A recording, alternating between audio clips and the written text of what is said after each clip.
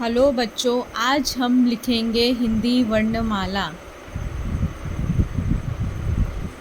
अ, आ, छोटी ई, बड़ी ई, छोटा ऊ, बड़ा ऊ, ए, ऐ, ओ, औ, अम, आह। व्यंजन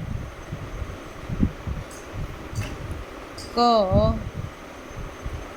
ख, ग, घ, अंग, च, छ, ज, झ, ञ, ट, ठ, ड, ढ, अण, त, थ, द, ध, न, प, फ, ब, भ, म, य, र, ल, व, श, श, स, ह, छ, त्र, ज्ञ।